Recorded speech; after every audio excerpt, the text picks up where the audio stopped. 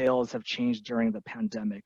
I'd be interested to hear some of your comments as well, if you have anything in specific that you've seen change drastically.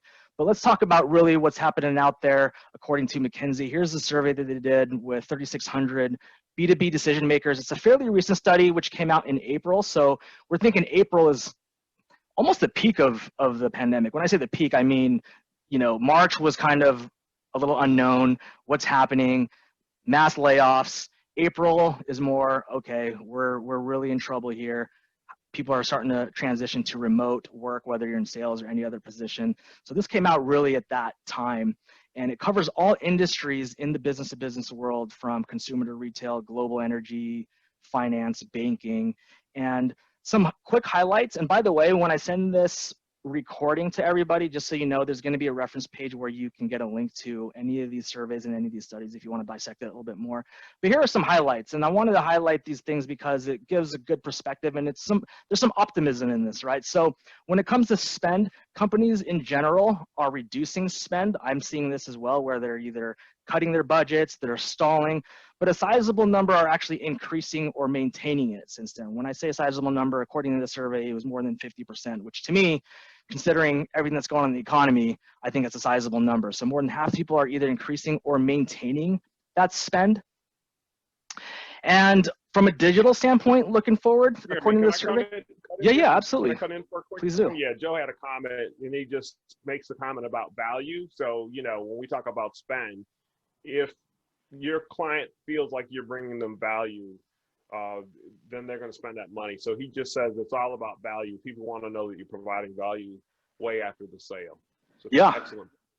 Very good point. You're absolutely right. I agree with that 100%. If you're, you know, a lot of times salespeople kind of have that bad rap where you make the sale and then you transition to customer success or whoever that next person is, and you kind of leave them behind and forget about them. But once again, bringing that value is so key for future business and for your current client.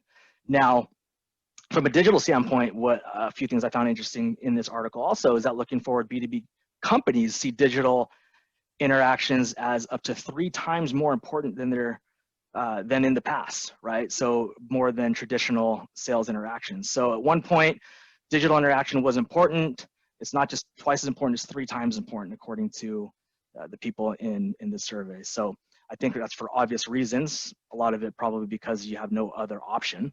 But also, when it comes to remote selling, which is interesting, and again, I'd be surprised if this number hasn't drastically grown since then, but nearly 90% of sales have moved to a completely remote or online sales model. And 65%, this is an interesting number, found that it is more effective or as effective as it was before in pre-sales. So what happened is when you have these face-to-face meetings and these interactions, and then now we're kind of forced to go remote and digital, what people are starting to find out is, oh, wow, we can still do business this way. And in some cases, or in many cases, they say, well, why don't we continue to do it this way, even after the fact, because it's so effective. Now, there are industries that can't do that.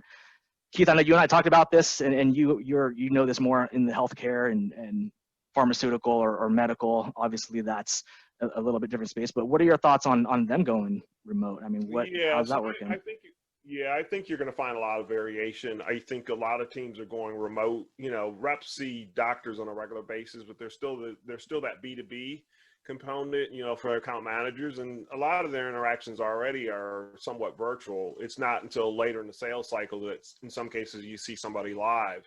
And then on the vendor side, you know, where, you know, from a consulting standpoint, those first initial contacts are always usually virtual. So in that sense, nothing's really changed. So if I was going to come out and see you, I'm not going to get on a plane to see you unless we've had several conversations and I feel like, hey, we're fairly close to closing the deal. Yeah. So, you know, so I think, you know, while it may not be 90%, you're finding more and more teams that are trying to get adept to this remote selling piece. Yeah, absolutely. Thanks for sharing that.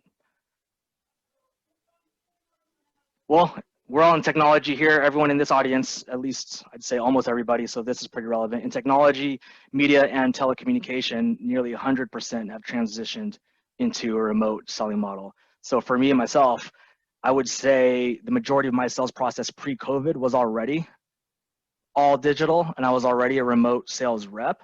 but I still traveled quite a bit. And like you said, especially when it came down to the final close or even the initial, somewhere in the early stages. But now I'm seeing just as much success just going digital 100%. So.